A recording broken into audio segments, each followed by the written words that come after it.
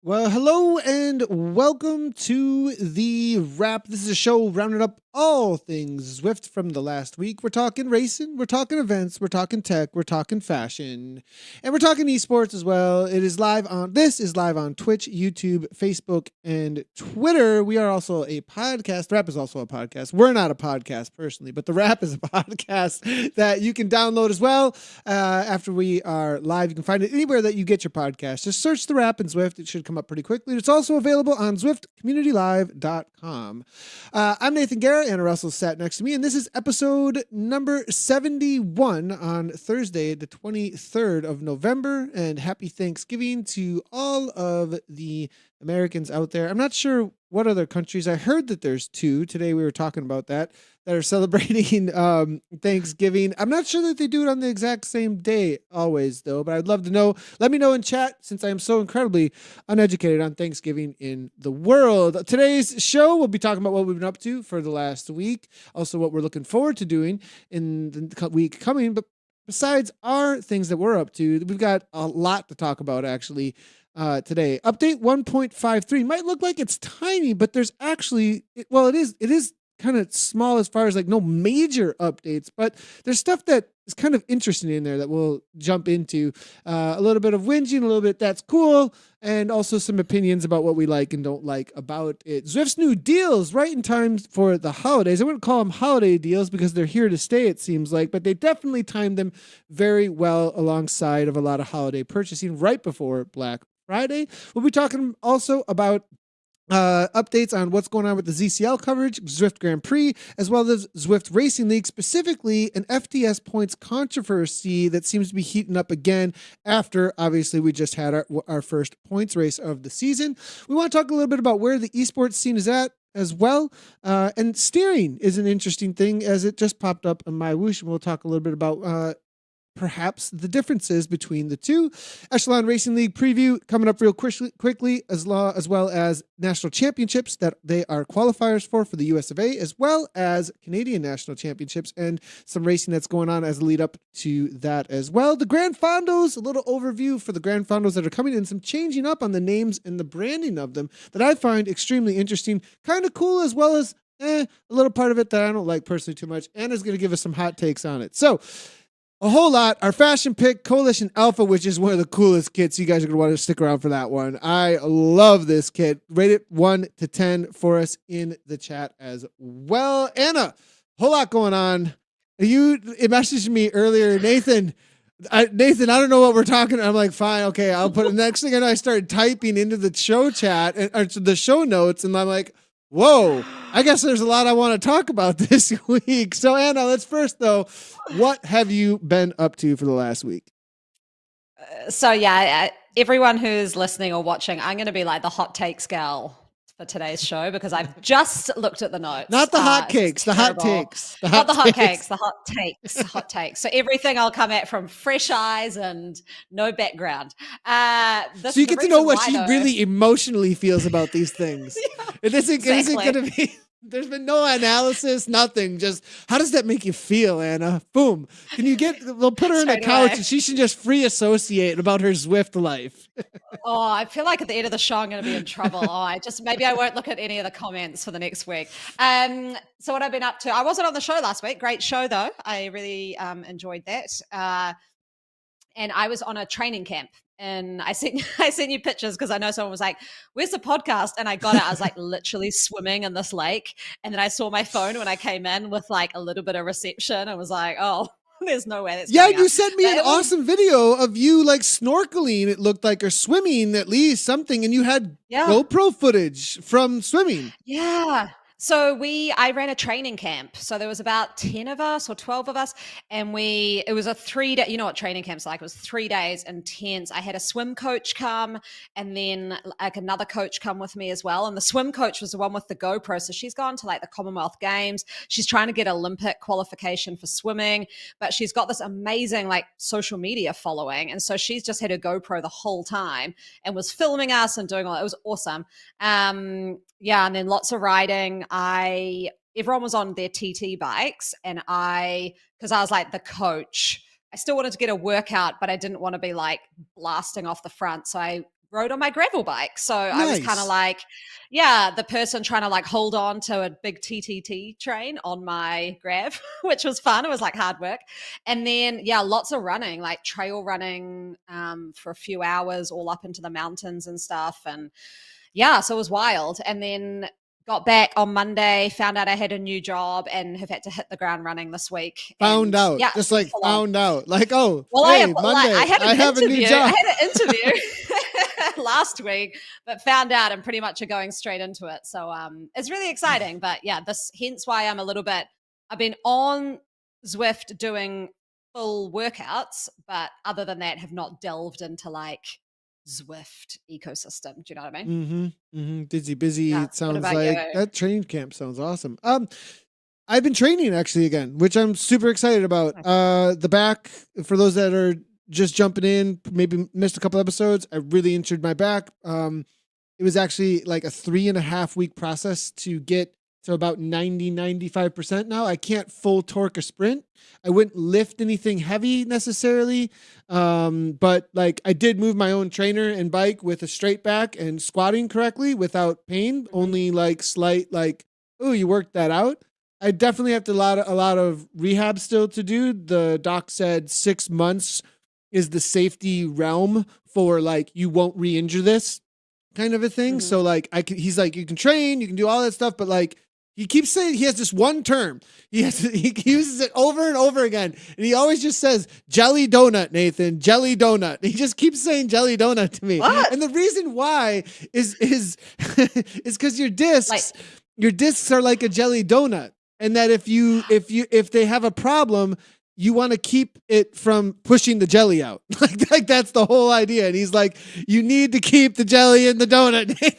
like, What's the jelly though? Is that like spinal fluid or something? I think it's like it can bulge out. So if you have a herniated disc, there's like soft liquid in the middle that like keeps it from, and that's like the I don't know. I don't understand exactly how it works, but essentially the discs hold softer liquid like in the middle, and like they actually don't have any veins going to them, and that's why they the way they heal is differently, and so you have to get more liquid to that area, and that's why movement does help, like getting out and moving around, but you can't move in a way that re-injures it, and so like it's a lot like tendonitis. Like, so, because I've had tendonitis in the knee before, and I healed this the exact same way. Like, I made sure that I wasn't causing more pain and took just enough ibuprofen that I could do things lightly, but still feel it enough that like I wouldn't go and re-injure it. And then it brings the inflammation down while you still strengthen things as much as you can, while also bringing blood and fluid to the area as much as you can. At least that's how he explained it to me. Now I'm not like, and as far as parts of the body go, this is the one I don't like understand at all. Like I understand like a pretty good amount of like physiology. The whole spine, I don't got a clue on, to be honest here. So like it was all new information to me, and it was really cool to learn it actually. And then, I've had multiple injuries, and a lot of the ways that I've deal with my athletes when they do get an injury, I go, hey, I'm not a doctor, but I have dealt with A, B, and C, and here's what I did, and it got better. And usually they get better if they do that thing, This one, at least now I have a little more experience about like watch out with. So, anyways, that's what I've been up to. So I've been healing, I've been riding, I've actually gotten some riding in, and I was able to race ZGP slightly confidently this week. In the TTT last week, we showed up, and it was my first time doing intensity, and I got dropped full on. I mean, full like I like, and like, I mean, I was like, wow, I'm really out of shape. I've gained 3 kilograms as well, which is driving me absolutely crazy. Like, but like, it's been this, but at the same time, like I had good power. So I'm happy that like, I didn't get dropped today. I was actually kind of like able to lead at times. So yeah, it was good. Oh, I'm seeing it in chat. 6 months, you guys. 6 months, as in, be careful, right? Like I can do a lot. Just be careful. Like that, you're in a re-injury window, right? Like just it's going to be sensitive, kind of a thing. Not I'm out for 6 months, kind of a thing. So, ZRL I had to miss this week because I had a hair appointment, which I would never usually book at ZRL. I didn't have a choice. But I wasn't on the show to talk about last week, but last week was like awesome. Sorry, I'll just give that aside because I didn't talk about it. It was my first race back testing out all the training I've been doing. And, you're kind of like, ooh, like you're kind of more nervous because you're like, I've been working really hard. And if I'm not good, what's that going to say? Right? You're just like, yeah, totally. Yeah. So, and like, okay, I don't care. I'm probably going to sound really arrogant, but we're going up the climb. And I was kicker. like, no, sorry. This is last week. Last week. I wasn't on the show. Okay. Sorry. Fox Hill. Sorry, okay. Got it. My bad. Time. Rewind. I'm just thinking giving, Kai kicker, of course. Okay. Got it. I'm just giving an aside. So as people who are listening to the show, I've been putting in like a ton of like hard workouts under a new coach, Claire Cameron. And this was the first race to see how that turned out. And we went up the hill the first time and I was like, this ain't hard. And I'm like, really? Up the front. Yeah. I think I remember this. I was commenting. Okay. I remember this, Anna. We were commentating. I was like, Anna's leading up the climb. I was like, you were coming up and over the top of like top America's women. And I'm like, who is this person? I was like, what's going on? And then the only frustrating thing was, oh my gosh, it's gone out of my head. Really, really good rider. She went off the front. I've forgotten her name. I don't know. It will come to me. Rachel Lieberman. That's it. So Rachel went up. She put in a dig. And I was like, my thought process was, I'm not struggling too bad, but maybe I shouldn't go for this because I think I could blow up. But in hindsight, I was like, I should have just gone. Like, because we get she was gone and nobody worked. She was gone and no one did anything, which is annoying. Second climb up, same thing. Like I was just like, okay, like it was hard, but you had another gear. You had another gear. Damn, I should have gone. And so then the other gear I attacked early, put in like a 8 watt per kg brake, and then sprinted with Angela Roberts. Yeah, and you were right there. Angela got the better of you, right? But you were right there. Did, yeah. Well, I mean, Angela is one of the best sprinters in the U.S. when it comes to. I mean, I haven't seen Angela beat when she's good. When she's good and she's in a sprint. So, like, I mean, I remember in the commentary I said, "Holy crap! Anna just took second or third in that sprint amongst all." Like, I actually freaked out about it. I was like, "Whoa!" Yeah. So yeah, anyway, so long story short, it's like, it's such a good feeling when you've done the work and it actually is like, oh, I am better. And then I went back, I was like, yeah, I hit my best 5-minute power ever. And it didn't even feel that hard, ever. Ever. And she's like, and it didn't even feel that hard. Watch out, America's East. I'm coming for you. Oh, well, it's just like, that was great. Like, it's really cool. So, yeah, it's been a lot of hard work, but I'm glad, it makes it even more motivating now because you're like, well, it's paying off, right? Yeah, so and awesome. Then it is gains beget gains beget gains. That definitely is a thing. When you ride that roller coaster, take it because it's that motivation's like, I think that motivation is similar to the right music times 10. You know what I mean? Like it's like the music that you're in a rhythm. And you can take it to the next level. So, well, because I was in a really hard workout yesterday and I was like, oh, damn, this is really hard. But then it was like, whoa, this is it. This is what gives you the gains. And so you just push it. Oh, yeah, it's awesome. So I'm seeing a comment coming in from Karsten. I have to say something to the Karsten about that, though, because honestly, this reset, you said something to me the other, and I was like, I don't know if I'm coming back stronger. You said, Nathan, you're going to come back stronger. This reset actually has been good for me, though. Like, it has, I went right from pro mountain bike, like training full time, right into training for Zwift Grand Prix. There was no off season, and like it was like a forced off season. And then like now, like I did a GGP today, and then I did one of Gabby's base workouts today that she's recently written, and I was like, that was easy. Like I was like, I feel fresh. I was like, and my heart rate was up like 10 or 20 beats, but not from hurting. My heart just wasn't fatigued, I think. I think my zones have just shifted because my heart's like, hey, thank you for some time to like get fresh again. Yeah. So I think it's good. I think you will come back stronger.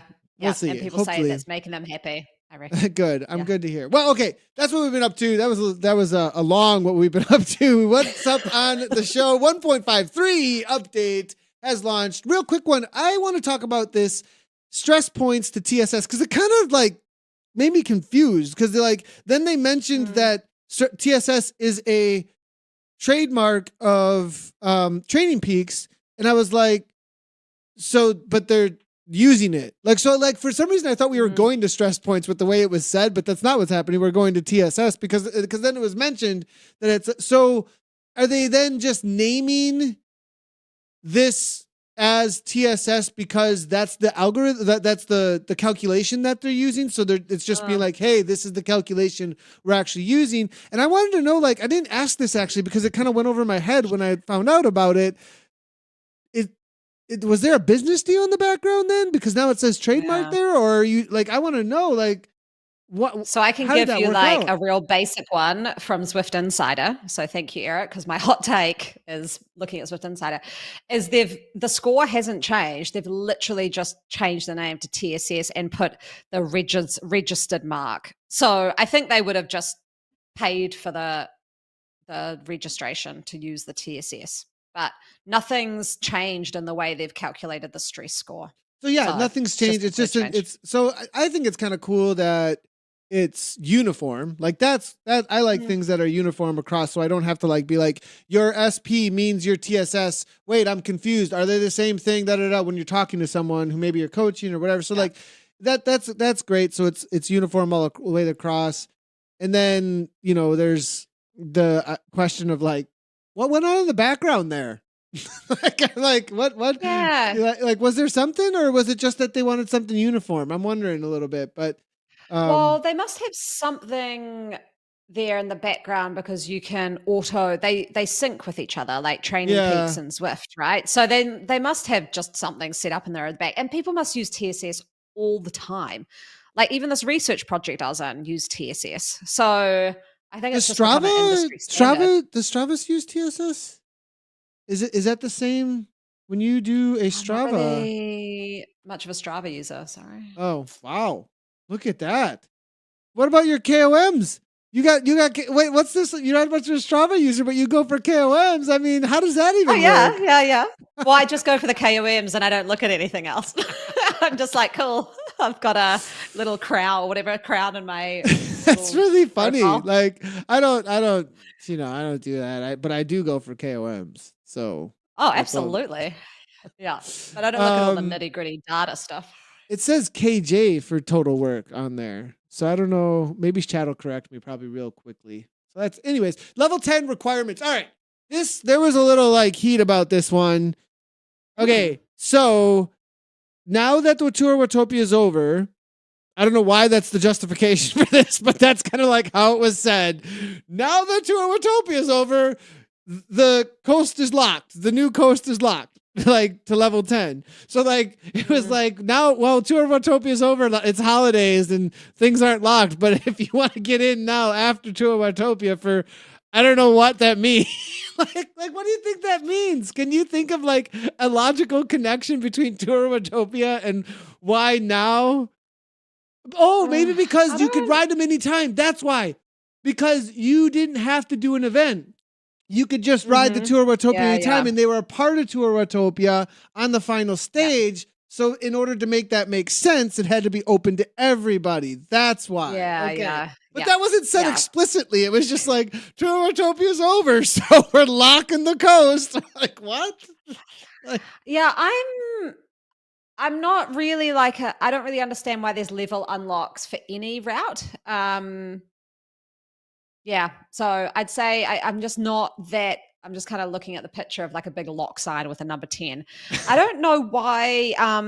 Because I know what else is locked. Jungle's and locked and Alp is locked, but I don't really understand why. So I don't. Again, it's motivation. I don't understand. It's like a motivation thing. So like I couldn't go. It's a WoW thing. It's like MMO RPG world. You couldn't go certain places unless you unless you do enough of the game. You grind the levels and then it gives you access. Like, so you want to see this new place, level up enough. Go check out these other areas. Yeah. But the only thing is that like you can get around it so easily. So if you just do an event on the new roads, you can just go do it. And also you can just click the ride with feature. So you could just go like ride with someone random who's over on And the then roads. you're in there. And you're in there. So yeah, I don't know. I'm more of a Jersey Unlock gal. Like that's what motivated me when I first started Zwift. Was like, what do I get at level 2? What do I get at level 3? And when I saw like there was an area locked, I was like, ugh. And then the problem was I just never really went back, like I did do Alt, but like I wasn't like, oh my God, jungle's unlocked, let's go do it. I was like, oh, that area is closed. And then you're like, whatever. Oh, well. Whatever. Who cares? I'm wondering, so yeah, I don't know. I'm on the fence because I guess like if there were like a ton of cool things to do there, then I'd be like, cool, I really want to get that on. And I'd be like really motivated, but it's like, there's whatever. Yeah, I think like, because everything that motivates me about the entrance to somewhere in another game is that there's incentive to go into that place to go do a bunch of cool stuff. And so it's like, there isn't any like thing extra special besides there's just another road to ride there. Like if there were like, I don't know, like some sort of like, that's how you access some arcade something, or I don't even know, like something that you could do in that. You know what I would do? Like what I would like better, and again, sorry, Zwift developers, because they'll probably just be like, oh, this is like, that's impossible. But is on this road, like I'm loving this new road, by the way, still. I almost am just on there exclusively. And it's the point you made a few weeks ago when it got opened, which I think is rung into my head because it's just a straight line. I just do a workout and I can look around, or I can just ride. I don't have to be like, oh, where am I going? Where do I turn? Like, it's just straight. I love it. It would be awesome if you got something, if like at the end, at the end, sometimes it pops up and was like, how was your user experience? And you can put like a thumbs up or whatever. I would love it if it got to the end and it's like, did you spot? And it had like a list of like the something. Because I'm looking around all the time and it'd be so cool, you could be like, yes, I got that. Oh my gosh. And it would have to be like pure honesty. Or they could be trick questions true. Where it could be like, did you spot this, this, and this? And then you like click one, and it's like, liar, that doesn't exist. Yeah, exactly right. And then you're like, oh shoot, I have to find what's really there. That would be that's a really cool idea, actually. Now replayability is always a thing. Like, that's always tough. Wait a second. Did we talk about the new gaming thing? Did we talk about the new Crit City and the new Repack Rush? Oh, no. Are they open now for that gaming thing? The new events. We did a short, a reel on it. It got like a ton of traction. Like, I don't know, there's like 25,000 views across all platforms on this thing. Of me and Gabby. Oh, wow. We put Mario Kart music to it in the background. Oh, and awesome. She kicked my butt. She kicked my ass. She beat me to the line because she saved the double power up. Yeah, oh my gosh. I saw that. So something good. Like access to something maybe like that. I don't know, but anyways, that's a whole nother thing. Go watch that. We can't add that to the show, you guys. Like, there's too much going on here. But go check out that reel if you haven't already. It's a ton of fun, and we're actually thinking about doing repeatability. That's the point, though. Is like even that didn't have a lot of replayability yet. And I like some of my feedback was like, this is great. I'm at Mushroom Kingdom 1.1 right now. And I need 1.1, 1.2, 1.3, 1.4. And then I need to go to the desert lands. And I need to do desert 1.1, 1.2, 1.3, 1.4. And then I need Rainbow Road. And then I need the Ghost World. And you know what I mean? Like, and then I need things I can throw at people. And I think they need to go full Mario Kart on this. Because that was a ton of fun. But it was like, that was fun. Give me the whole cake. Like it was like, does that make sense? It needs a repeatability where there's differentiation.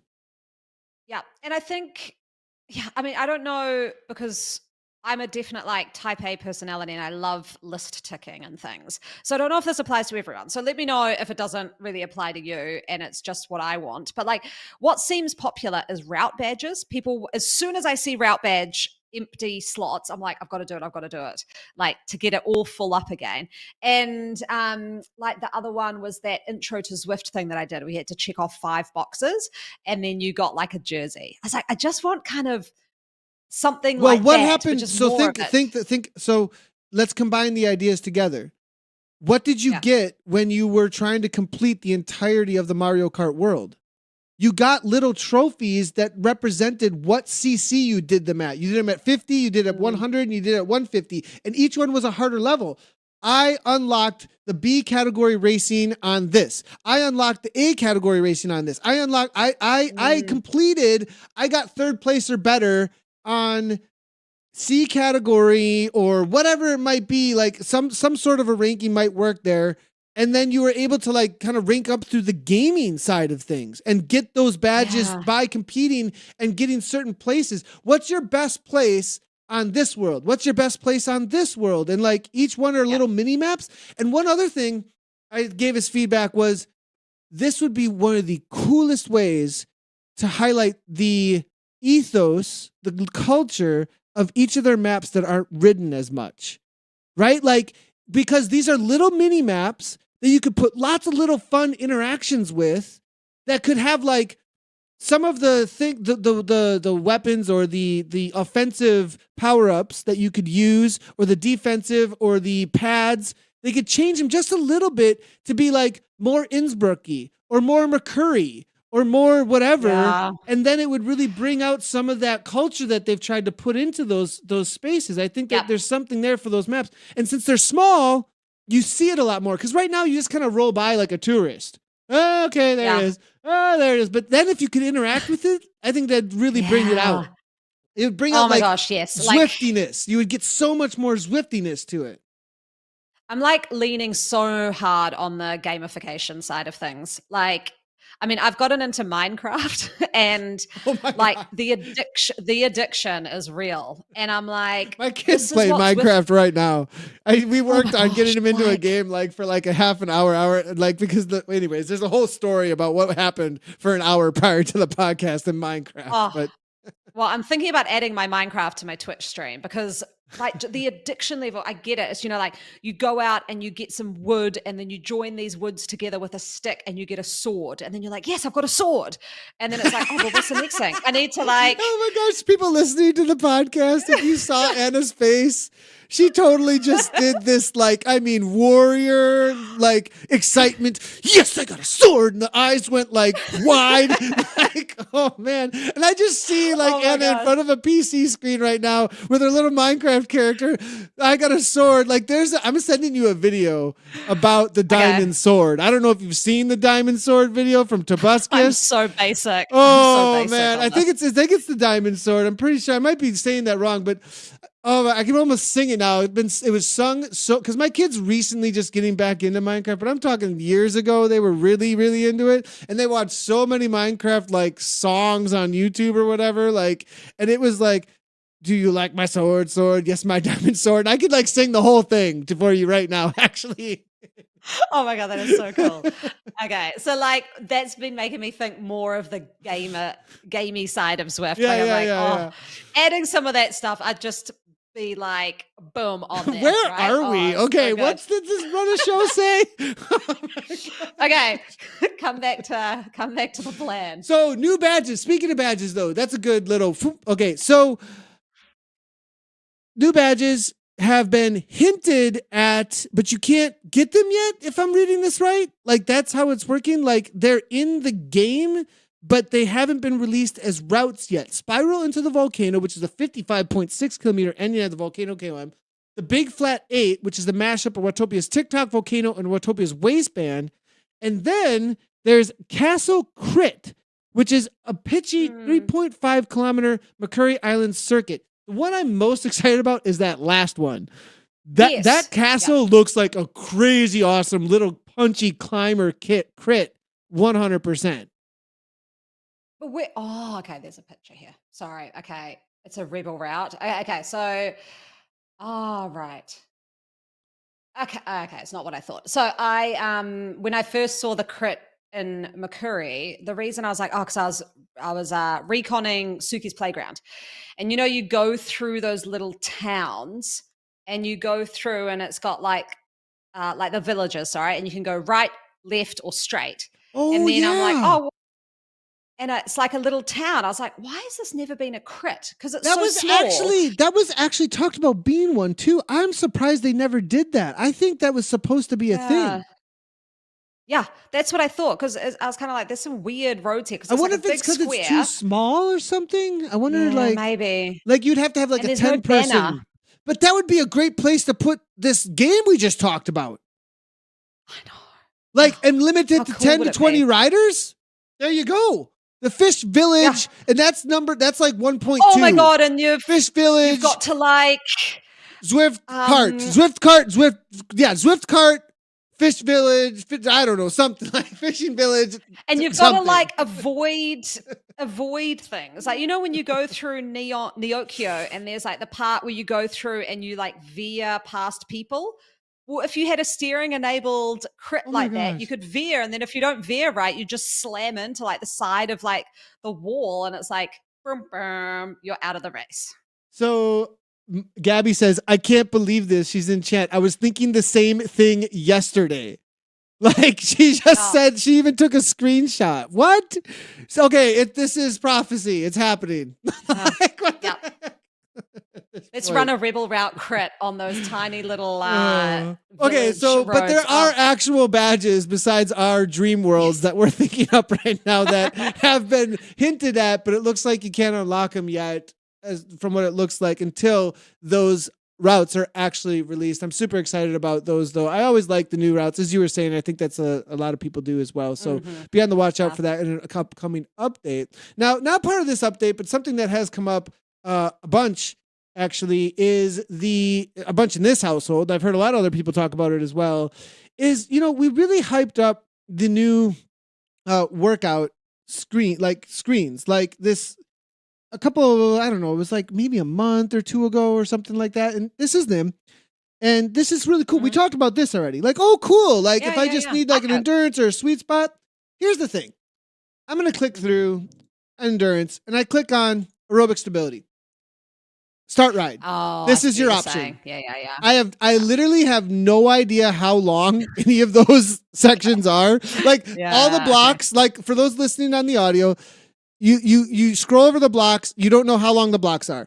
You don't know, you can't manipulate anything. And here's the other thing. You can't even go anywhere from here to figure out anything or any functionality or nothing. It's just your only option is start the ride. Like you can't. I do like that copy though. That copy I've used a few times now. That is cool. So there though, if I want to go and manipulate anything or do anything, you push copy and then you go into that looks terrible. Into the workout editor, which needs a lot. Let's not talk about workout editor. That's a whole nother topic.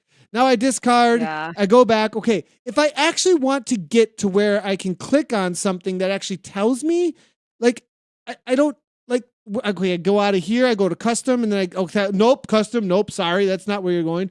All workouts, nope, that click there, nope, same screen. Okay, what the heck? How do I even, I don't even know how do I, the only way we figured out how to get back to that old screen, because I need to manipulate something, is either hit that copy on here or go plans. After you go plans, you click on workouts and there you are. So you actually have to click into plans, which doesn't like that. You wouldn't know that's a folder that contains this stuff. Because if you go click into that now, if you go into the right side there, no, where you are. Oh, I see. You can hover over it and it tells you on the workout. On the workout, you can see. You can see when you hover over the workout. To know what these are actually and have some functionality around those, like, or at least be able to like, hey, I want to, the copy makes kind of sense. The copy button kind of makes sense, but it's kind of like hidden. It doesn't say like, I want to like manipulate this. You know what I mean? What should that say? It should say like, I don't know, like edit. It should be an edit button. That would be like, I think like make more sense. Copy makes me feel like I'm creating extra things I don't need. I don't want to copy. Like, I don't want to create more things I don't need. So anyways, like, I do think it's really, now here's the thing. Up front, you know, Gabby's all about things looking, she's like, it looks so pretty. And then I get really mad at the pretty thing. it's pretty, but it's not useful. Like it's really looks great, but it. Why do I do it this? I just get to start my ride. Okay, like so. I That's guess I've been like the way I've done it. Yeah, like I get it now when I look at it. I just click start ride and then look at the left-hand side where it has all my power listed and then be like, no, I'm not going to do that. no, but then you're committed, and then you're in the game, so you have to load the game, and like it's all like. So I have to commit. They're like, nope, you chose this one. You got to commit this. That's it. It's like what? I don't want to commit to that. I need to figure out what this is doing to me, because like otherwise, like where do you see anywhere in here what the actual blocks are? James Barnes, who's now is Monique Barnes, I think he must be using his lovely wife's account. Click on it, and then it might be in the description of the workout. Click on a workout. Okay. No, I don't think so. Click that. No. It says it just says 60 minutes, but it doesn't tell me how long these intervals are. It doesn't tell me anything about what I'm actually doing. Oh, and actually, while you're here, while you're on that one, the thing that I found sorry, you've gone, it's too fast. Where were you? Okay. Go back into that 15.9. In this one, okay. So the thing that confuses me too is that effort level. See there it says 3.5 out of 5. But if I look down at that workout without more data there, I'm like, that is 5. Oh, it's on. No, yeah, it's like 5 zone 5 efforts. And looking at that, I'm like, I don't know, 5 minutes. I'm like, that for me would be like a 4.5 out of 5, 5 out of 5 effort level. Like 3.5 to me is kind of like, oh, not too bad. But yeah, that looks like pretty intense. So I'm not sure about the degree of the effort level either. Yeah. So I know this isn't part of the update, but like it's come up a few times. And I do like the new look, right? The creative around all of this is awesome. Great. I like the simplicity. Like when we go into collections and it's just endurance and sweet spot. Yeah. But like it is one place around workouts that has, I feel like, not gotten quite enough attention when it comes to functionality, right? Like the workout builder, it kind of comes forward a little bit. Like when you see how this was built, it's like, was there someone who like builds workouts doing this alongside of the creative with it? Because the creative is great, but like, when you go through the experience of it, it's like, I do feel like I'm getting forced into something I don't know what I'm getting into. And doing a workout is like a commitment. Like it's really like, I don't know, like I don't know what's going to happen here. I want to look at the times on these things and stuff. You know what I mean? And so, yeah. And I kind of go back to this like thing that was up on the like this season on Zwift back before you guys hit winter that just has never been talked about again and never got delivered, but I still think would be so awesome and I was so excited about was that terrain-based workouts. Because the other day I was like, I actually want to do my 5x5 minute efforts up Fox Hill, like as a recon and a prep. And I was like, I would just love there to be a workout where it's like, they just take the real stock standard workouts that like everybody would do. Like everyone would have that 5x5 minute. Like it's a very typical cycling workout, but they've done it around a terrain feature because Zwift doesn't train a road. Like then their what's it called? Like their differentiator isn't the workouts. It's all this varied terrain and worlds and interesting places to ride. So I still think that would be awesome. Like you could pick, hey, this is a hard workout. It's going to test, this.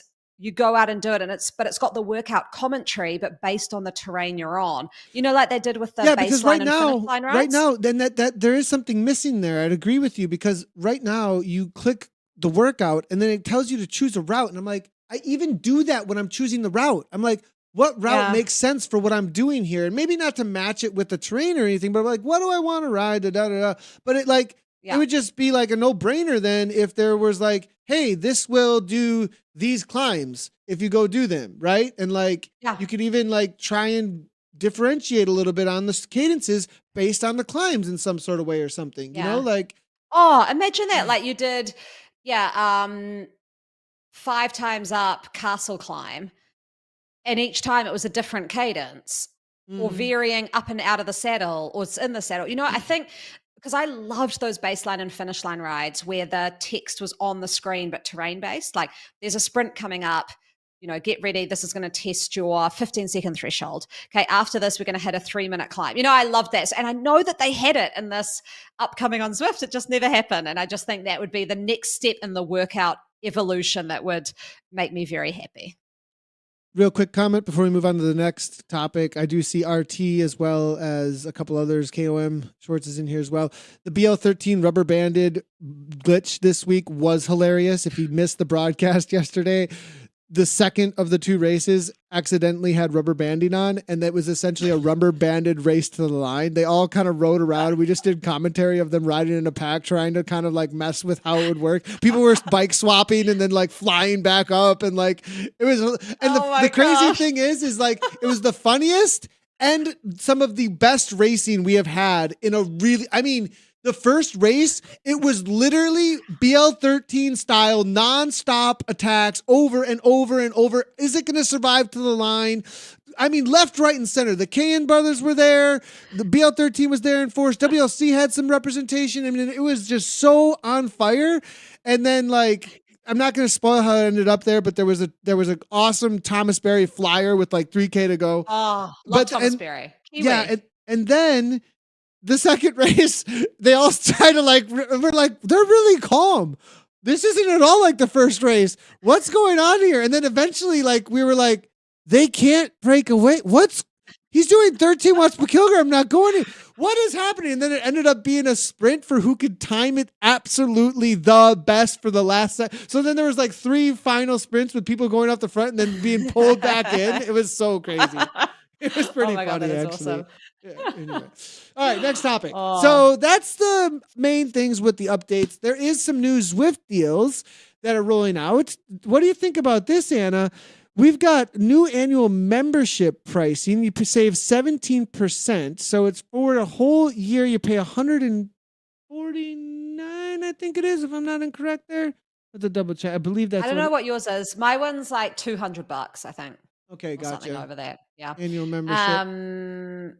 Yeah, so 129 UK, 149 Euro, 189 CAD, Canada, 149.99 US. Japan is 15,000 in yen. Yen in Japan money, and to 199.99 Australian. So yeah. I don't know. I guess no opinion. Like I'm a real monthly subscriber of a lot of things because I like the flexibility. So you're not swapping? Be like, no, you're like, yeah. I'm just kind of like, I love that flexibility of just being like, if I don't want to use it, I don't have to, instead of being like locked in. I get that. I totally get that. Yeah. So although I never, and my husband's like, oh my gosh, you could save money. But I'm like, oh, it's not enough that I'm like, oh, I better do that.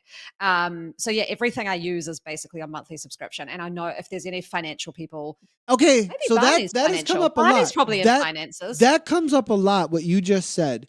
What would be the number then? Because I've seen that comment a lot. Exactly. Well, actually, the more comment I've seen I gave this in the feedback too, in some feedback somewhere too as well, that I just kind of laughed, that some people made this just another way to whinge about riding, to like whine about riding indoors. Like they literally made it like in a roundabout way, a way to be like, well, I don't ride enough in the summers anyways. I'll just cancel that. It's like, thanks for your comment. We know that you don't ride in like, yeah. Like what? Like there was just another way to say you don't like riding indoors in the winter and you like riding indoors outdoors in the summer. That it was a useless like what? Like okay, cool. Yeah. But it isn't. It is similar. They could probably push back on me and be like, they're kind of saying what you're saying, that like they want the freedom and it's not quite enough to catch them for those extra 2 or 3 months. Yeah.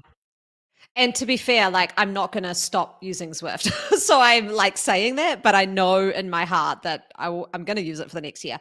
For me, like what would make me switch is, this sounds so like selfish to what I want, but if they had a hub cog click purchase option in New Zealand and it included a year membership, boom, done. Like easy. I would. Do you think they would sell a ton of memberships on the yearly, and then once you swap to the yearly, you think you would just stay on it?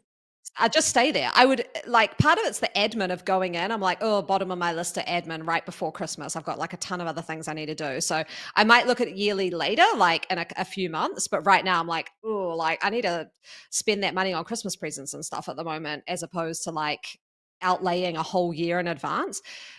But because I really want the cog and the click and stuff, if they added that to that amount, done. Like, because I want the yearly membership as well. So I think don't they do that? That it's part of like a product purchase as well.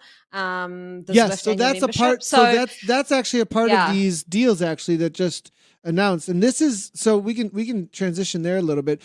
Real quick though, I'm going to push you on a number. Is there a number? Like, is there like, if it were, I don't know, like where would the savings need to be? It wasn't enough, you said. What would be enough for you to be like, I got to go do that? So like if I look at it, sorry, I'm pulling up my calculator. So if I look Yeah, at you're it, cool. for me at the moment, it's like $25 a month. This is New Zealand. So it's $300 a year. And what did you say it was, Aussie? Aussie was $200. Oh, that's quite a saving then, because we're like close-ish to. So yeah, I'd be saving a bit. Well, now you've said it, maybe I will just go swap. But the issue at the moment is it's literally right before Christmas when I need to spend that money on children. So it's like, I see. Yeah. So there's like that extra, or can I just do the little and then that's it? Yeah, I'll just do the little just over Christmas time when we're spending a lot of money on stuff, and then I'd probably just get it then. And I'm like really holding out for this Click Hub thing. Yeah, gotcha. So the bundle, and you're kind of like, oh, well, is there a bundle coming? Is there a bundle coming that I can get a hold of? Yeah. And like, and it's just a distribution issue when it comes to where you're at. So yeah. Gotcha. Interesting. Exactly. Yeah. Well, okay. And also like, sorry, to get really deep on it as well, like interest rates are really high. So what I would prefer is to hold that $200 myself and get the interest on it, as opposed to like giving it all away straight up. But anyway. That's a good point as well. Wow. Gotcha. Playing the market. Like, I don't know, maybe check Anna's stocks. She's playing the market over here. I do go on the market a lot. So on that though, speaking of trainers, another deal that had which is really interesting. The settlement with Wahoo happens, and then all of a sudden Wahoo is being sold on Zwift and Zwift's being sold on Wahoo. Bam, like real quickly. What? And they reduced pricing. They're including a cassette. So reducing pricing, not on the hub, but on the Kicker Core Smart Trainer, and also on the Snap. So that's crazy. And on top of reducing pricing, they're also now including a cassette with the Kicker Core and a year of Zwift. Like on this bundle. I know. What? Yeah, it's great. It's great. Like really good. But who did this? How did this happen? The hub did this. Like it's like the hub kind of did this. I'd say so. Yeah, that they pushed Wahoo's hand.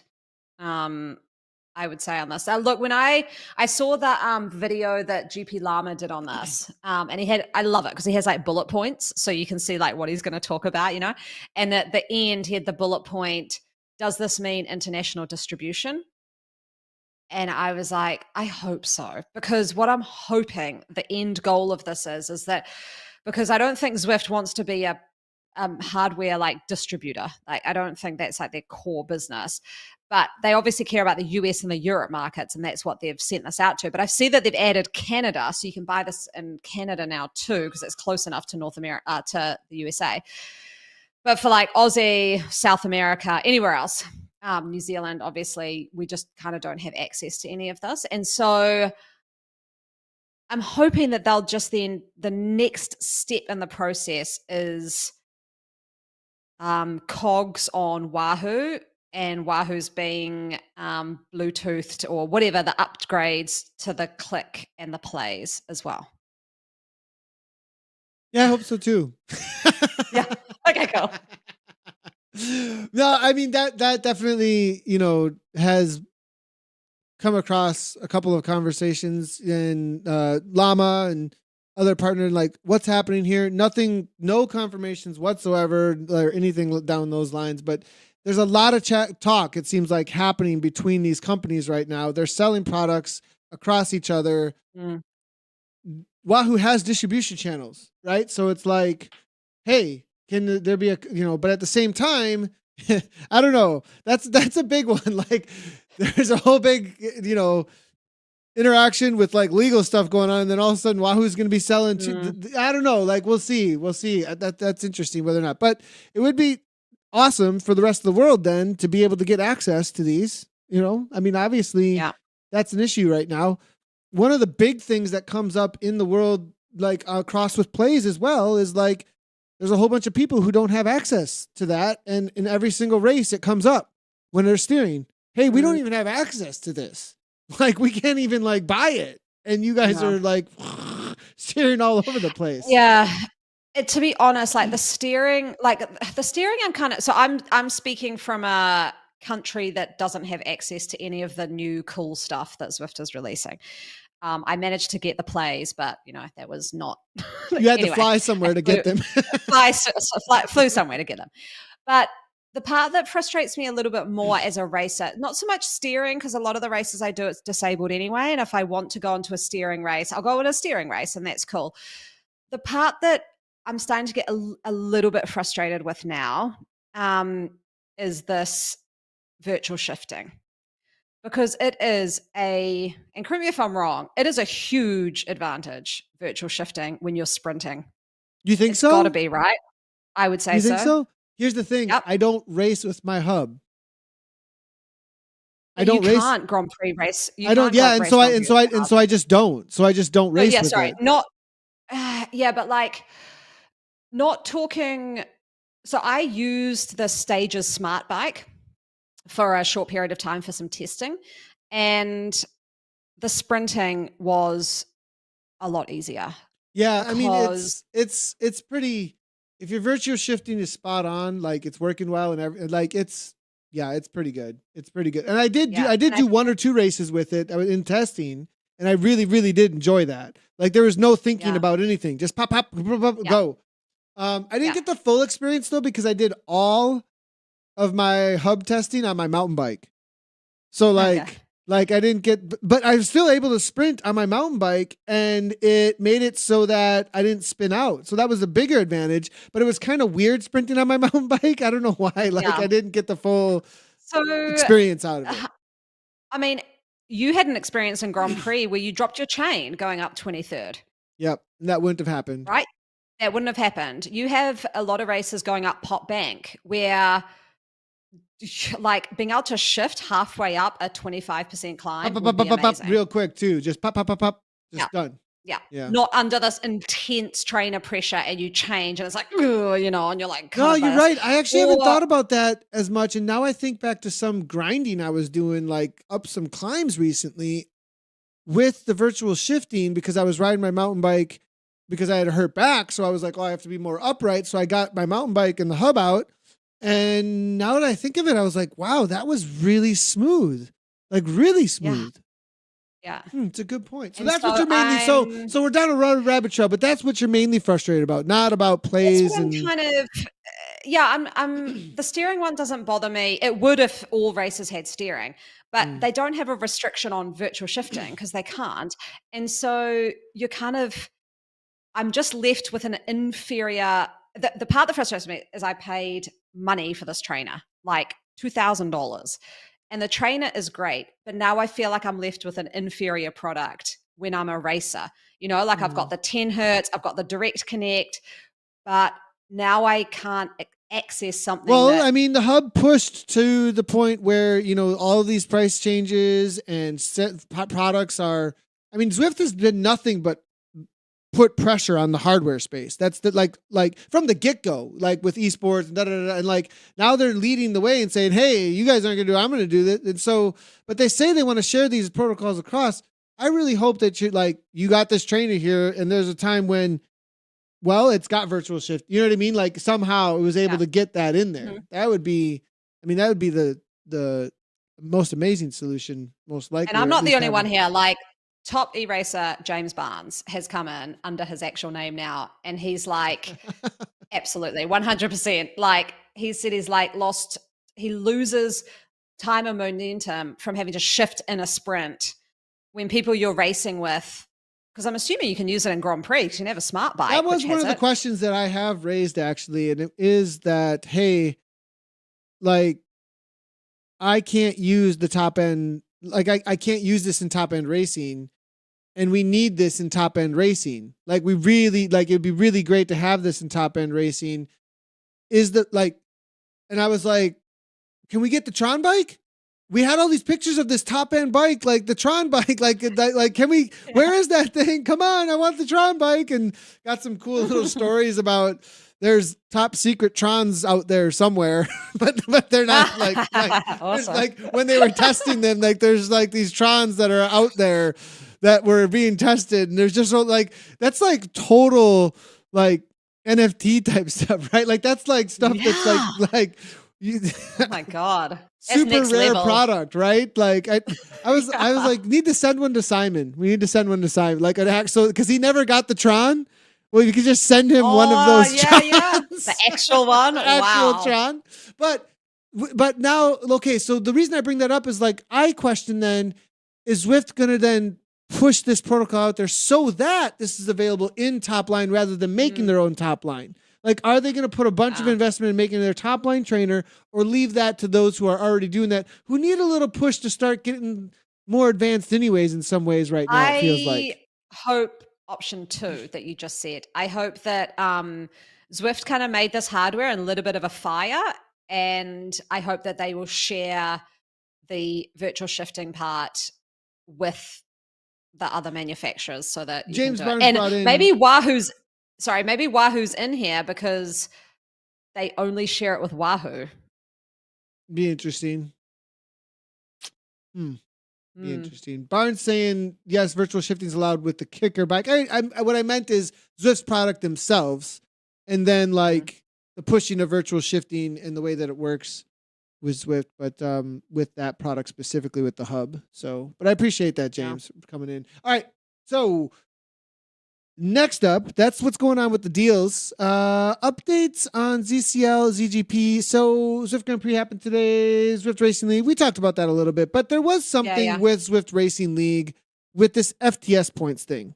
So that blew up, and I got some messages privately here and there, and I saw it in my ZRL team's chat, and there was some back and forth. There was a lot of, and like I read through the comments over on the Facebook chatter, pitchfork / encouragement area, and like and somebody, where did I say, like there was somewhere where, it was Dave brought it up actually on one of the broadcasts this past week. I think it was on the BL13 broadcast, and he was like, what do you think? I was like, it's in the rules. So here's the thing with it. Okay, so FTS points, people can stop and take a lap if they want, and they can do FTS anytime they want to. They don't have to be with the lead group to get FTS, because FTS is fastest through segment. The whole point has this come up again? It's come up hugely again. And the whole point, and I'm using this, I need to use this as an education moment. One of the people in one of our chats said, Nathan, we disagree on this, by the way. That's fine.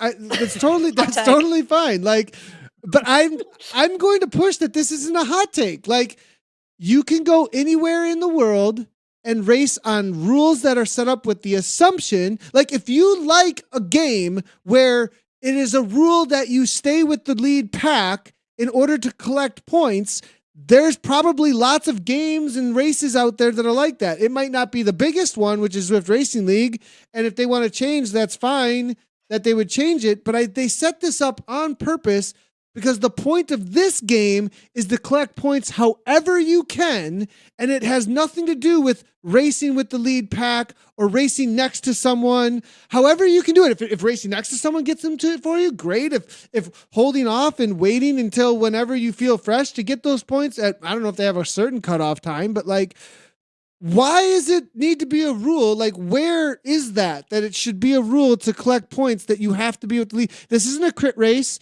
This isn't there's FAL points that are out there. You can go get those. That there's a scratch race for FAL points every lap and the finish line. But like, What's the big deal? I just don't get it. I don't. What I do get is that there's a lens that's painted on all racing by people who are saying this that have a certain way of understanding what a bicycle race is and don't understand that there's lots of ways to play racing. Like there's just tons of them that you can experience in the world. And I'm like, why are you limiting your view to that one way of doing it? Okay, I'll ease up on the opinion I had late last year when we talked about it. Yeah. Can I just ask a question before I respond? Yeah. May I please ask a question of the court before I respond? Is the court of public opinion is well? Does everyone understand what we're talking about? I hope they do. Yeah.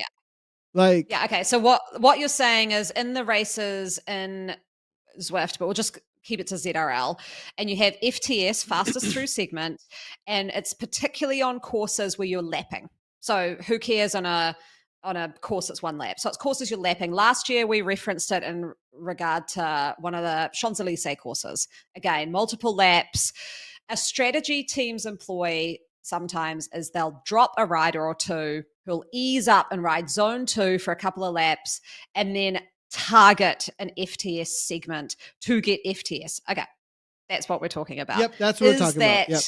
It is within the rules. In the spirit of racing, is that all that kind of stuff? Yeah, is it right? Is it wrong? Like, there's people who are like, that's not right, and I'm like, okay, like I want to hear it.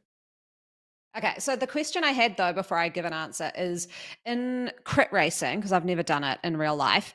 Do you, if a rider is lapped, are they lapped out? Do they have to exit the race? It's different between organizers. Sometimes they give, most of the time in pro racing, you get a lap. You can get a free lap. Like you can get, if there's a crash and you're out the back and it's not your fault, you go to the area where they make you wait.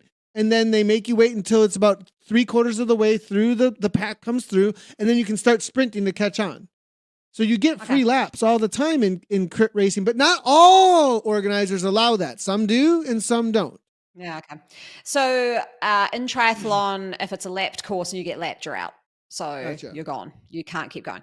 So I think sometimes, so I'll give benefit to some people is that they come in with that in real life mentality and it's just very different. Even though the game is like, this is a crit style course and there's segment points, they've come in with their real life thoughts about people being lapped out. So it's a bit of a like change in thought. I personally don't have as a tactic and I don't like it as a tactic because I like being with the group. And also I don't know in different races, but in the races I do, you're not going to get it because you need the draft to get FTS. Totally. Like it just ain't going to happen. You start at the back. And I actually thought this when we did it because, so anyway, I don't really agree with it. If people do it, I'm not raging at them. I'm just like, okay, that's your tactic. I personally don't think it's going to work for you, but cool, go for it. Now, this goes into FTS in general because last season, Kristen Kolczynski, myself, and I think it was Rachel Lieberman, we were track standing at the back of FTS segments and we would wait long enough and then sprint back up to the pack and then ride with the pack and then know that as long as we finished with the pack over that banner, we would win FTS. Now, is that sportsmanlike? Because that's a strategy of not really riding like you should because you drop, like it was beyond dropping to the back of the pack. This was like getting hard dropped, So when I was doing that, I was like. So I want to talk to that. So I don't like that either. I don't like that. And also, like, I didn't like the tension between the FAL. Now, I think making FAL worth a little bit more, which they have done, I think maybe even a little bit more than it currently even is, just a little bit more than it currently is, and maybe like changing it up just a little bit would make it so that changing up a little bit, like how it's like what laps it's gotten on, or like, I don't know, like, something with how you're trying to force this tension between FTS and FAL, where like FTS is enough of a sacrifice that it really is for those who only are going to be going for that, like somehow making it that. And then there's an FAL where in order for you to get FAL, you obviously have to be with the front pack. right? You have to be with them. Yeah. And it's worth enough now that the person who's strong enough to go to the back and sacrifice it, the people at the front will drive the pace like crazy, that they are not going to get the FAL. Do you see what I'm saying? Like so I think if you balance that tension out in FAL where it's worth a little bit more, then what'll happen is people will see people going off the back for that FTS and they'll go, that's somebody who can sprint with me. I'm going to take all their points right now. They're going to finish mid-pack. They're going to get hardly anything compared. Go ahead, have the FTS. And they're still doing something. You got to make it the right tension, though. It still has to have an impact, but it has to be little enough that it doesn't completely dominate and make FAL not worth as much, because you have to have enough of a carrot out there to go forward. And that was the problem before, is that FAL wasn't worth enough that people were pushing forward to actually mess with those going for those FTSs. Yeah, sorry, I'm just reading a comment. I'm not sure Alejandro's quite got what I'm saying. He's saying, my argument sounds like my tactics are okay, but the tactics from other teams are not. No, that's kind of not what I'm saying. I'm saying my tactics are, I wouldn't do this because I just don't agree with it. I don't think it's a tactic that works in my mind, dropping a rider, because they just don't have the pack speed to move through and get FTS. And if other teams do it, like I said, I'm not going to rage at them. I'll just be like, cool, like you're going to drop. And like exactly like you said, if I saw a rider dropped so say Angela Roberts, who's a great sprinter, if we were doing a crit and I saw that she dropped, and she'd intentionally dropped to get FTS, we would then employ tactics, like you said, to ensure that we mitigated that. But I wouldn't be like, oh my God, why are you doing this? This is terrible. I don't really feel that strongly about it. I'm just kind of like, I don't think it personally works. And also, like, I do hear you that I also hear like it's not your flavor of ice cream. Like, you don't really like it. You're like, well, whatever. I don't really. But that, like, okay, cool. You don't like fine. And you can even not like it that it's a part of the competition. You know what I mean? Like, that's fine too. Like, And that you'd rather ride a competition that doesn't function that way, where everybody has to stay with. That's totally fine too, about liking it. Where I take issue is like where people are like saying that like, no, races shouldn't be run this way. That's where I'm like, wait, like what? Like why not? Like, as if racing only works this one way. And getting points can only work this one way. That's more. And when the term, it's not sportsmanlike to do that, I'm like, no, I actually think it's more sportsmanlike to do it, because it's a part of the rules, and you found a cool way to get points that fits your way of your abilities within riding this race. So great, good for you. Like, I don't. And so I like, that's where I go. That's sportsmanlike. Is track racing in the way that they like grab each other's arms not sportsmanlike and like whip somebody forward, like, or you know what I mean? There's all these different ways of racing bikes like that are like, is it not sportsmanlike that they do gymnastics on bikes? Is that not okay? Like, that's a competition on bikes. Like if you want to take it to its extreme. Yeah, sorry. And then Whitney's saying, not riding like you should, but who decides what you should? I think like what I'm saying is getting like confused. I think I'm just saying, and then, sorry, Alejandro said it is a strategy that works. They had a team get second by dropping collectively and getting all the top FTS points. Did they win the points though? Or did people, because obviously dropping, you've really sacrificed finish line points and you're sacrificing FAL. So yes, you could get all the FTS, but is that enough for that team to have then won the like that race? And I can't speak for like other areas, but I know for USA East women, I would be really surprised to see the tactic work of dropping to mop up FTS, because in our league, you need the bunch to kind of like get through and get that FTS. Like, you might be able to get it once or maybe top two, but that's not going to be enough for finish line points and everything. So as far as the heat on it, I've kind of, I don't know, like I'm not feeling, like super, again, Alejandro, like they might get top FTS, but I want to know the whole, you got to look at the whole picture. Like, of course they're going to get FTS. What somebody could do, what's the whole picture? What they could do is like, you could have a team that really stacks, you know, their ability for FAL on one side of things, and then like another person has a horrible threshold, but they've got like a really good sprint, and like there's only for this one section, and that's literally all they got. Like they're a trackie. They're like quintessential certain kind of rider that only has 3 kicks per race. And they're gunning for this course. Like they're like, that's my course. I know I can do this. And they make this whole plan. And if any other course where there isn't any laps like this, they couldn't do it. And so this is the only one that they can do that on. That's what this is built. That's who this is built for almost. Like that's like, is for them to be able to have a consequence to the race. Whereas like a lot of other courses aren't built for them and they're just already out. So like, I see a lot of individuals in the lower category races now, actually, that were broadcasting a lot more of them that only go for the first sprint because that's all they got. But they're able to get that first sprint, and that's it. And then they're out, they're gone. I think that's what that's built for. So, but I understand to 100% though, like the idea that it's not your chocolate, like it's not your vanilla, and if you don't like it, that's cool too. You know what I mean? Like that's totally fine. It's just not wrong. Yeah, I think there's a difference here between disagreeing with it as a strategy that would work with your race situation for whatever group you race with, and you taking this kind of stance of like, this isn't fair.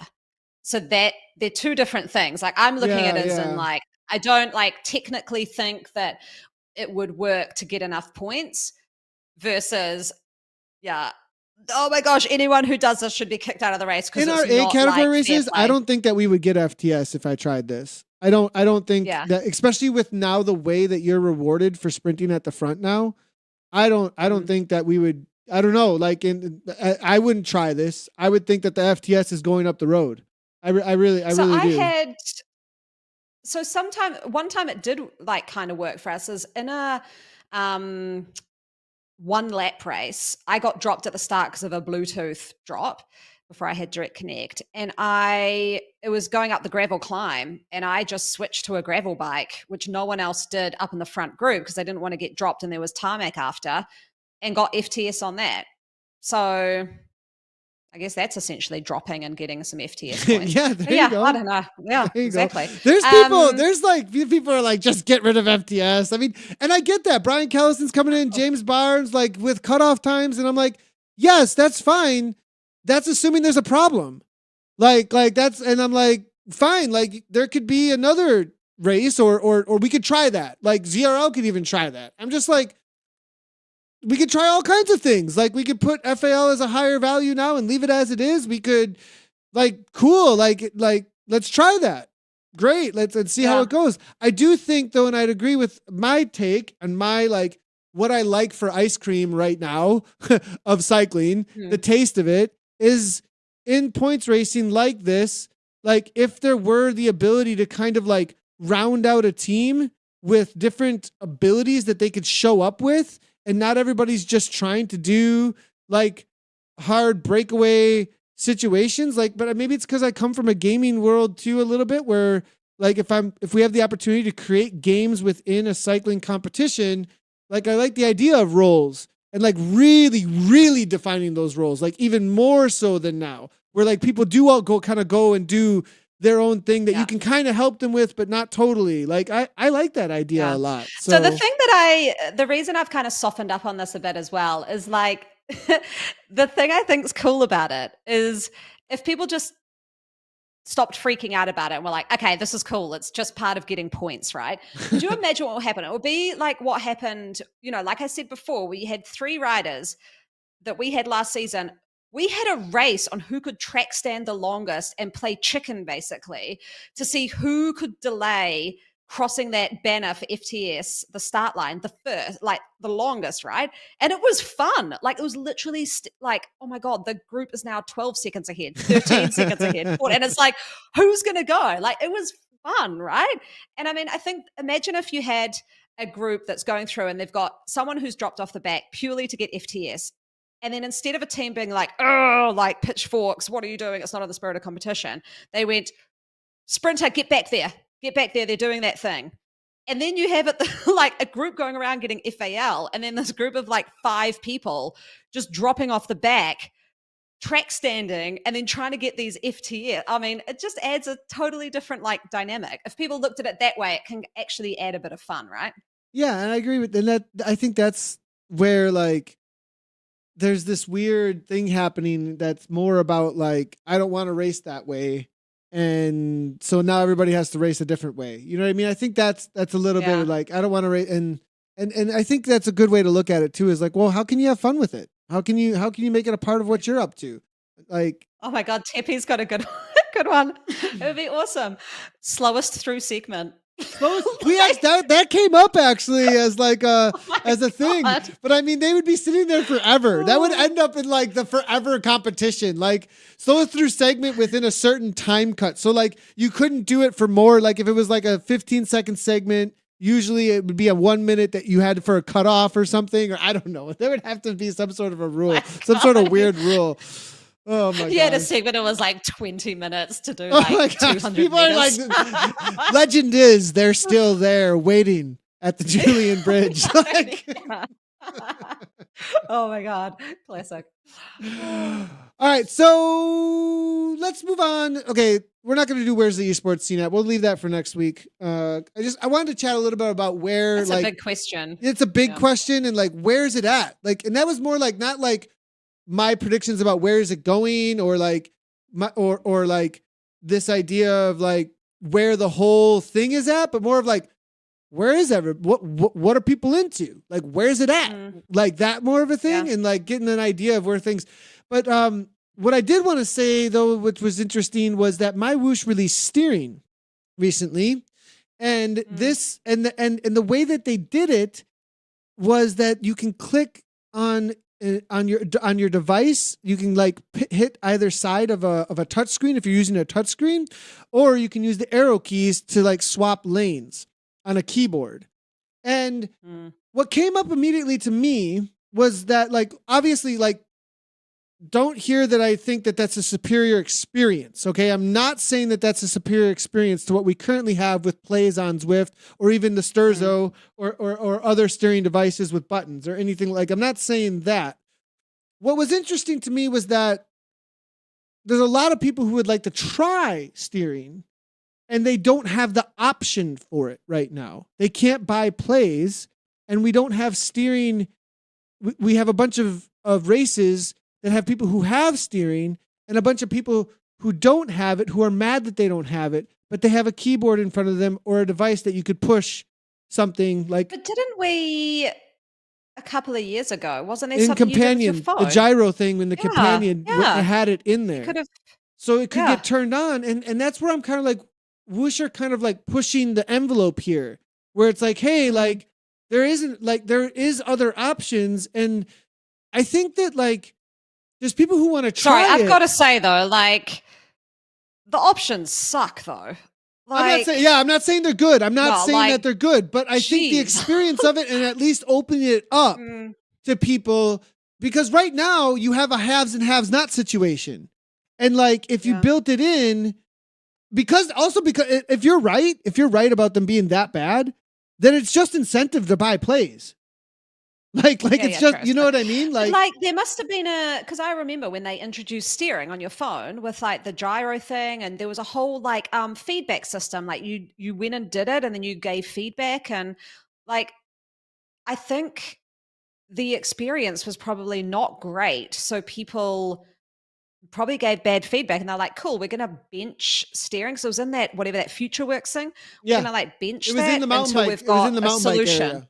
Yeah, it was in the mountain bike area, and you put your phone on your handlebars, and you were able to go like this with your phone. Yeah, you could actually hold your phone and go like this, I think, and it would work too. Like, oh my gosh, good. But I mean, I just think like if you had a couple of toggle options like that, it would. I don't know. There's enough people saying, steerers, those steerers. I don't like those guys steering. Like, there's enough of that, and I can't even. Every race I get into where they're steering, I don't think I have not heard it. in the chat. Now, I don't mean by here. I mean like literally someone taking the time during my race to type out and be like, oh, they're steering, da da da da da. I don't even have access to this in my country. Like that has been said in like so many of the race that I'm kind of like, huh, if MyWhoosh can like throw it in game on some keys that are in front of you or just with a little thing going on your phone, I would think that that would be a good, but maybe not, because if the experience is as bad as like, you're like, Well, could you imagine that? Like you're riding along and with sweaty fingers trying to touch an iPad on either side. I guess it could only make things worse, like is what you're saying. Like it could just make things a lot worse. You're riding hands off the handlebars. And yeah, you're just I don't know. Maybe I should go try. Like, I think maybe before I make any more comments like this, Nathan, maybe go try the MyWhoosh experience and then come back and say what it's actually like. How would that work? You can't use your hands. They're not on the handlebars. You're touching a screen with sweat and trying to move. Like, and then you get stuck in a lane and then it doesn't work. And then your like whole race is ruined. And, and then you buy a plane. And then you just buy a plane.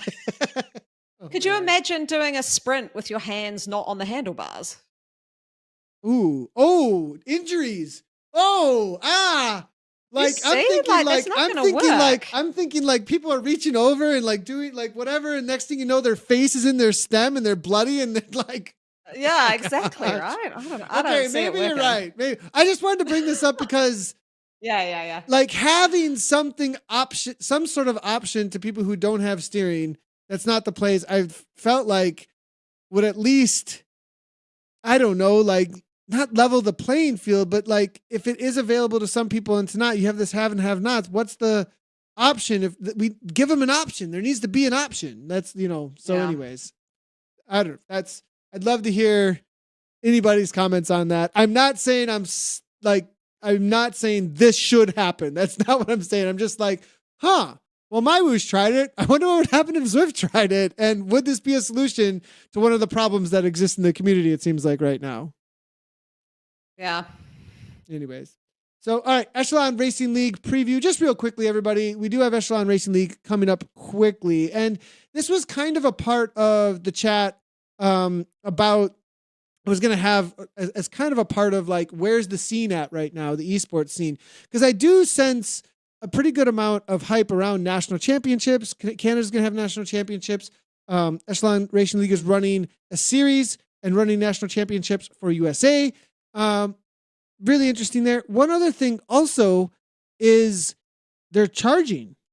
It's $25 to be in the Echelon Racing League series. And I think there's also a charge for nationals. I don't know if they're two separate fees or not. I haven't actually, maybe it's just one fee. I have to double check on that. But that in and of itself is a whole new area for organizers being able to charge entry into races, and it's specifically for verification purposes because there's extra things that have to go into the management at elite level racing and national championship level racing that now verification isn't on Zwift now. They're not the organizers of this event. They're just providing the roads and the platform, and you have an outside organizer coming in, providing the structure, organization, administration, but they're going to have verification. Well, there's personnel that there's a bunch of man hours and this is a space that's used to a whole lot of organizers just doing stuff for free, right? And now it's like, and this is something I've been saying for a while about, hey, like this stuff has to cost something, like a premium level subscription, time, like all this stuff. Go ahead, Anna. What are you going to add? Yeah, so as an event organizer for Aussie and New Zealand in the esports space, my CEO is often asking like, will we charge for this? Like, will there be an entry fee? And I've always been like, well, people are members of Zwift, right? But we made it a requirement that you had to be a member of Triathlon New Zealand if you wanted to take part in the TriNZ Esport Race Series.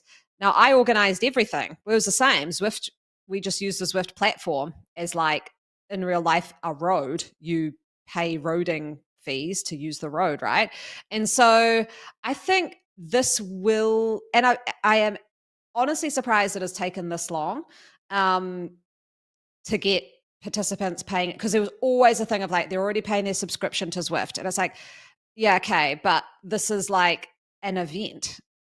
there's people, when we've had event organizers on and you look at their website and you look at the degree of like impressedness of that website, and it's like, you should pay for that. Now, the issue comes up with all the verification and things, because whenever I see anyone complaining about WTRL on the whatever Pitchfork Facebook page it is, there will always be a comment that says, and how much are you paying to enter this event? Always. Now, if you are starting to charge, you have to be super positive. And this is where it's very frustrating working with Zwift sometimes. I like your rubber banded event you did. I ran multiple events where for some reason draft was turned off. If someone's just paid $10 to enter that event, they get they their would money be asking returned. for a refund. They get their money They returned. should have their money returned. Yeah. But that's not my problem. My time then and that's my on organization Zwift. has still gone into. Then that's on Zwift. Now, this is where it gets real tricky. What happens if they've got the USA race and what I had with one of the Aussie races where the finish line wasn't the finish line? So remember I said, hey, if there's any devs out there, like these tools, like now how much does Zwift want to give or take or create? But like the tools need to exist so that it's on you then as a race organizer. If the tools existed that you are the one whatever it is, all the setup and all the things, and you're the promoter and it's on you. But here's the thing, like, then there's motivation. You want new people on the platform. You're not having to market, like people will go, if they want people, you don't think that people are going to want people in their races then? Like they're going to want as many people as they can possibly get in their races. That's that's you want racing to grow. You empower the community. You give them incentive to grow their thing. So I'm excited to see that it's gone this direction. I don't know if Zwift is ready though, in a lot of ways. That's the one. Right. I think there's a lot of dev work in the background that would have to happen for all of that. And then also there's like governance and structure and and all that kind of stuff. But like, I think a lot of that gets offloaded when you let go of some of those reins and you just are the roads and you just are the platform. And then everybody who's motivated around your thing is super motivated around your thing. Yeah.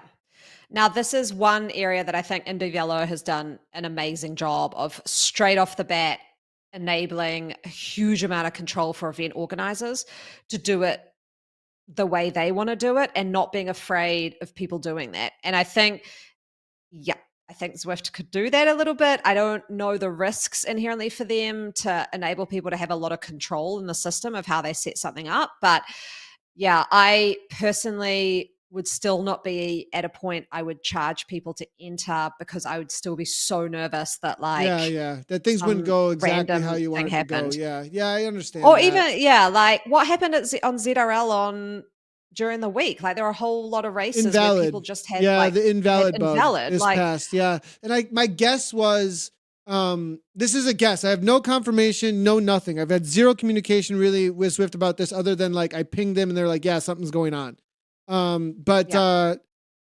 My guess is because and you can see this in the ZCL stream. So in the ZCL stream for one of the women's European races, I think it was the second race, we went into the pens. Half of the jerseys were loaded and half of the jerseys were not loaded. Now this is a little bunny trail off of the payment thing and race organizers and all that, but it's just an example of something that could go wrong. And what happened was, I think that the pref settings or like some of the settings for those things to load, like who you are, what jersey you're wearing, like some of those save settings that are on Zwift's end, that server died. That server wasn't connecting for some reason, right? Like there was an update at one point that made it so that a bunch of your things that you do locally on your computer with interaction with Zwift were saved. Like if I load a workout into one of my clients' workout folders on my computer now, and they give me a login, it'll load automatically onto theirs if I log into their account. That means it's saving on Zwift's network somewhere in their servers somewhere to communicate with them when they log into the game. I think whatever that thing is, that it wasn't connecting, but you could still log in, but you would just log in as like Zwifter because it didn't identify you with all that information. That's my guess. That is what happened, because half of the people in mine, half the people who came in were jerseyed, and the other half were like just orange because it shut down. Whatever shut down right in the middle of when everybody was logging into the pens. Anyways, so did anyone have the white Glitchtron? No, there was no one. Wow.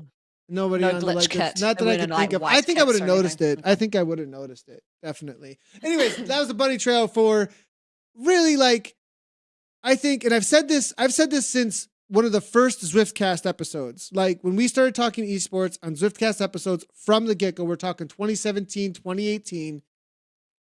Even before that, the reason I started broadcasting, now this wasn't in my mind when I started broadcasting and was watching Dota International. I know I talk about this every once in a while, and it's this old man Guerra from way back in Zwift days story of how it all started, blah, blah, blah. But like they like those organizers in the esports worlds that have more benefit, like ESL, like all of these different promoters, they have the ability to go and take these competitions and grow them on their own, right? Like they use Dota as the platform, and then it's more free out there in that whole space to go and do whatever they want with it. And that's how it grows. It's their community that grows it. Dota doesn't grow it themselves. They put on one major competition every year, but so anyways, and I've always kind of said that, like, are they going to go the Overwatch model and try and own it all, which just ended up paying all their teams like $6 million a piece to go away because they weren't successful, and now it just folded. It seems like game developers trying to own too much doesn't seem to work out too many times. So what happens? Sorry, in that or the other option, space, which I've already gone through. Okay, go ahead. Yeah. So if in this instance, I don't know what Dota is, but like, so Defense an of event the Ancients. organizer, It's a MOBA. Whatever that is. Defense of the Ancients. Cool. It's a MOBA. I mean, come on. It's a multiplayer online battle arena. What you're talking about. All right. What's Minecraft? Is that? Is Minecraft a MOBA? Diamond swords. Do I want your sword? My diamond sword. Okay. So what would happen in that situation if so you like last year, I think you went and played with other people a gaming game. Apex. And you paid Apex, and you paid an entry fee to go pay. The entry fee, that was a promotional thing with Facebook. I was a Facebook partner, and like there was like that was all marketing. That was like all marketing of Facebook trying to grow their esports space. That's what was going on there. So say you paid an entry fee then, say you did, to go do this, and then Apex had an issue where, like, I don't know games like this, but you couldn't access a gun or something. Oh, we actually had cheaters in that thing. So there were cheaters in the second round when there was 25 grand on the line. There was actually cheaters, and they ended up getting banned from the game. Their accounts completely, like there was major, the money was taken back. They got eliminated as Facebook partners. Like somebody was actually hacking the game to win, and they just like killed everyone. Like, and we were like, something's up here. Like, what's going on? And then they went back in and they found that they actually were using a well-known hack and like a well-known program that hacks the game to give you aimbot.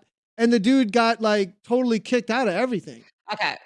But there'd have to be, I guess the point I'm trying to make is like, say you look at Echelon and say with Zwift, do you think there would have to be a contract in place where they're saying like, if there is a massive game issue, this is a force majeure and that's covered by you? Like that's kind of where I'm going with that. And I know I've seen Zamunica has done a lot of stuff with Echelon lately, so he might have the answer. I think you put something in place where you can rerun. All esports have this. If something major goes on, you rerun the competition immediately. Okay, cool. And they would have to I think they would have to write something into place. If it got that big, they have to write something into place where you could rerun the competition immediately after a certain amount of time, or a different type of competition takes place and everyone signs up and knows the rules, and it sucks. That's horrible that it happened. But every single esports rider knows that in this event, we end up doing this race instead because we're all really tired and we got to know who the winner is going to be. right? So like, we know that you yeah. thought it was going to be a hill climb at the end of 70K, but instead you're doing this 10K loop, go. You know what I mean? Like, yeah. Okay. Anyways, well, that's the whole thing. I really like where this is heading. I also really like that there's so many different organizers right now with like, I feel like their foot in the, they're not just their toes are just not in the water. Like they're jumping in, they're getting in the water. Do you think this is because I picture this as like, there's a dam and all the water holding up behind are the event organizers who've been putting in years of effort and time here. I think in the back of their mind with like, we were an early mover. If this becomes commercial, we're in a good space. So they're sitting behind this war on the well. I've had meetings with multiple. I've had meetings with multiple. Do you think Echelon?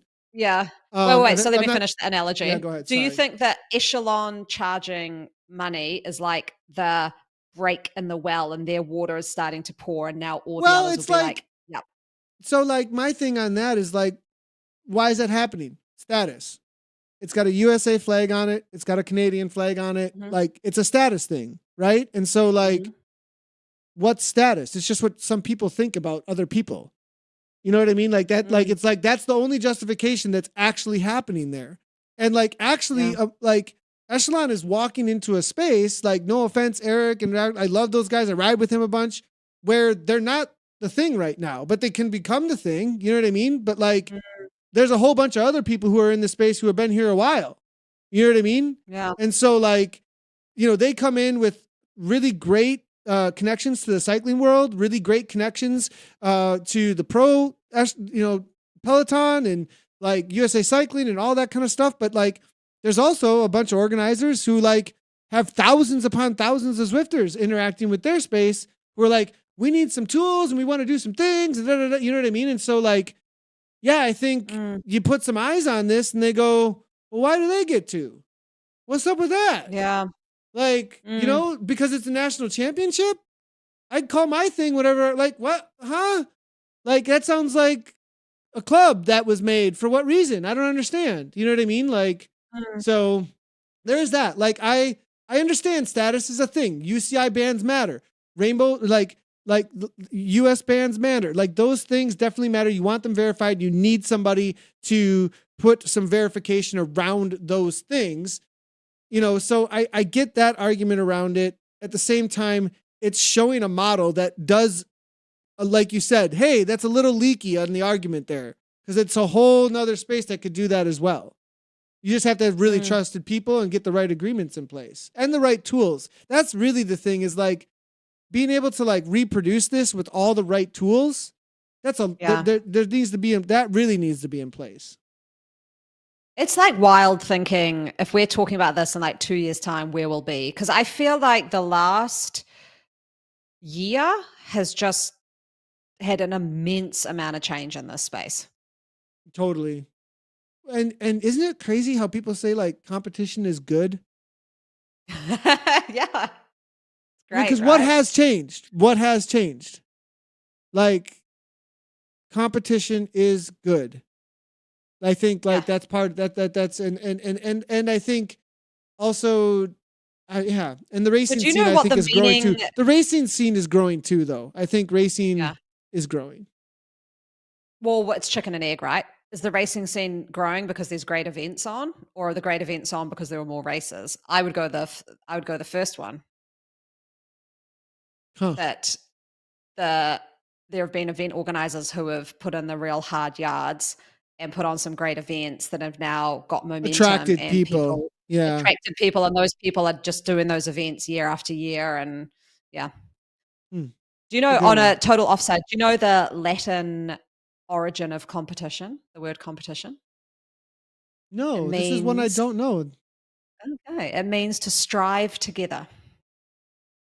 To strive together. Do you know the actual root word too? Like, no, I'd have to look that up. But I know the root meaning is to strive together. Strive together. I like that. Huh. Yeah. So there we go. That's a really good one. And that's actually what you end up taking away from. That's what you end up taking away from competition once you get old enough and realize what you were actually doing the whole time. Yeah. It wasn't actually about you. It was about all of you and what you were pushing. You needed those other guys and gals, or else you weren't going to be doing this And it wasn't actually about you the whole time. It was about the. Yeah. Exactly. Right. Exactly. All right. Well, that's what's happening. Echelon Racing League, though, you guys, we have scheduled all of the broadcasts for them. They start December 2nd. If you want to check out the broadcast, make sure to turn on your notifications for that. December 2nd, the 16th, the 30th of December. Then we got national championships. And then after that, we got 3 weeks in a row in January. It's going to be a ton of fun. And they are proper scratch races, except for national championships has an omnium to it, but it's also much more traditional in the cycling space. And Echelon does that really well. And I'm glad they kind of kept it that way, actually. So last thing, Grand Fondos. This is really interesting. And I'm excited about the Fondos because it's a way for me to go train with a whole bunch of people and do the Uber courses. You don't really touch these courses unless the Fondos are on, I feel like, right? Like that's the time that everybody just goes and like hammers out these massive, crazy courses. Has this been announced anywhere? I haven't seen it anywhere. So the events are scheduled, and I saw a Zwift promo about it. So the events were scheduled, and there's a Zwift promo about it, and the Zwift website is live with it. So you can actually go it's not and on, check that out. Zwift Insider yet. Yeah, so I think he's waiting for some more details to get everything exactly right, but I have found it live on Zwift's website. And all I did was search the Zwift Fondo series. So like, it's not like it's out there. I didn't get any secret link or anything. Like it's just there. And so I guess you can show this here, 2023. You can see this are the dates here. What's interesting to me about this, look at these new kits. Check out those new kits. Oh, yes. They're going all festival. It's all about, so it's all about this year. They've changed it up. It's the Feast Fondo, the Holiday Fondo, and the New Year's Fondo. Oh, so that's amazing. I'm loving it. Love it already. I absolutely love what they did there. I really, and like, I just have a little, like about it. Okay. Like just a very little thing. Yeah. And then can we talk about the name? Yeah. Well, just really quickly, really quick. I love that they did this, the feast, the savory, and the gourmet. But what I want is it's like feast and like, I don't know. I don't like it that they're all, I'm so competitive. Okay. I'm going to like risk things. Like they can't just all be like, they could change. Gourmet could be the feast and savory could be gourmet. They don't differentiate the fact that like, someone's doing 91K and someone's doing 46K. And I think they kind of did that on purpose with the patchy on the back thing a little bit there. I don't know. Like give me like the full table and like the lunch and the brunch or like, I don't know, like something like, I don't know. There could have been something there because I just feel like there should be a little bit of respect for that's a 91, that's a 63, and that's a 46. That's my little thing. Everything else, I absolutely love. I actually love that these names are these names. They're really cool names. I just feel like that's awesome. Jolly doesn't represent 94K versus Festive. Like, I don't know. Like, they need a little bit. Because before it was like Medio Fondo and something. Like, they were like, the names represented that they were so long. You know what I mean? Or not, etc. So there's my little gripe. I am loving this. Oh my God, I love it. So good. So for the audios, real quickly, everybody, the Feast Fondo is for November, the Holiday Fondo is for December, and the New Year's Fondo is for January. In November, you get to do the Feast Fondos, which are the Feast, the Savory, and the Gourmet. That's in ascending order in distance and probably difficulty. In December, the holidays are the Festive, the Spark, and the Jolly, also that in ascending orders. And in January, you get to do the Elevate, the Rise, and the Triumph, which is obviously like all about New Year's resolution. Like, I'm going to triumph this year. I'm going to kick butt this year. I'm going to rise. I'm going to elevate, like you're starting your year. I gotta say, this is one of their best branding things I've seen in a really, really long time. Like, great job to the branding team when it comes to, and the creative team when it comes to these Fondos. I'm absolutely, and then look at those kits. Like, these kits are amazing. So there's, okay. All I did was search it on Google. I cannot find this anywhere. And I just want to say one thing, like November's almost done. Like it got a week. So when was this launched? Zwift Grand. I can't find anything. I found a Reddit thread and they're still referring to Bambino and all of that. So Just is Grand this Fondos sure it's live? 2024. Maybe they took it down.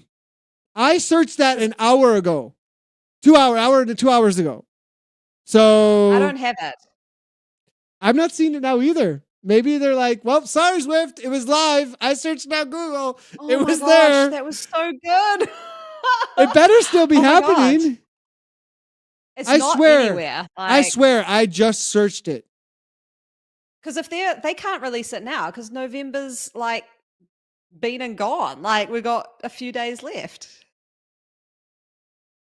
Well, You're getting hot now, aren't you? Because you feel like you're getting nervous. I can tell. no, I think no. This was supposed to be a thing. Come on. There's an event. It's right here. Oh, is it gone now? No, it's right here. Wednesday, November 29th, 11 p.m. CST, the first event starts. I have it right here. November 30th through December 3rd is the weekend you can do this. December 29th through December 31st is the weekend you can do this. And January 26th. So it's only one weekend. Oh, the last weekend of every month. Yeah, Okay. that's why. That's why it was The only place confusing. I've found it, is a forum. I've You just found freaked it me on a out, forum. Anna. Anna, my face was going know. red. I was I like, could tell. Sweating. I'm like, Anna, God. Anna, what do you mean it's only like, what the heck? And I'm like, it wasn't clicking with me that it's only the one weekend thing. Oh my gosh. You look freaked. I was freaked. Oh You my God. freaked me out. Like, seriously. I was like, oh no. Give us the link. Oh my God. Oh, it's gone. Yeah. It's literally gone. Like it's the link is no longer working. It's no longer working. There's someone watching Yeah. right now from Zwift like, Nathan, I'm going to kill you. Like, I know. Oh my gosh. But yeah, I Look. see it. I see it in the events now. Like I can go, I've got like 6 p.m. New Zealand time coming up yeah, next if you use Thursday Zwift for Hacks, me. Zwift Hacks can get it for you pretty quick. Well, there we go. Why not advertise an event when you can just go into Zwift Hacks and Google the shit out of it? Just Google it. Anyway, yeah, there we go. If you go in, like Tell that me is if one anyone way. That messages is one you. way, and like I can't like. I'm not going to share all the top secrets, but there Zwift Hacks you can find a lot of information about events in Zwift Hacks. I'll just say that it's an easy way to like to go find some stuff. Okay, this is good. Everyone go do it or not if it's not actually there. Or not if it's not. We did announce this on the podcast a few months ago, but it was like these Fondos are coming. It was just a little blurb. I believe we said something a few months ago, but we didn't have all of this cool information about it. So, all right, let's go. Here we go. Next up, we really did some rambling. This is a good one. This is a good one. All right. So, jersey pick of the week, one of the coolest kit updates I've ever seen. Good. I absolutely love the men's and the women's. I love that they've differentiated between the new Coalition Alpha kit. So good.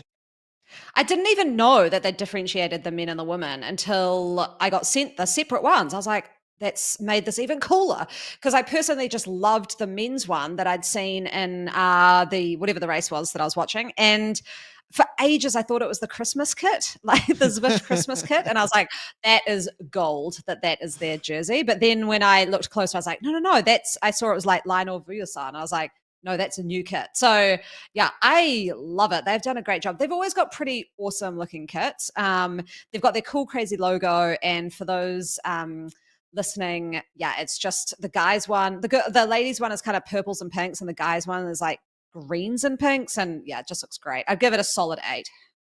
Yeah, for sure. I'm going to go as far as 8.5 on this. I really, really like it. You are right, though, on the Christmas thing. It does have a little bit of a Christmas vibe. I like the men's one because it feels a little gamey, too. They both feel Actually, they both feel like they kind of pixelated a little bit like that. You know, that's pretty cool. Really, really cool. So I go 8.5.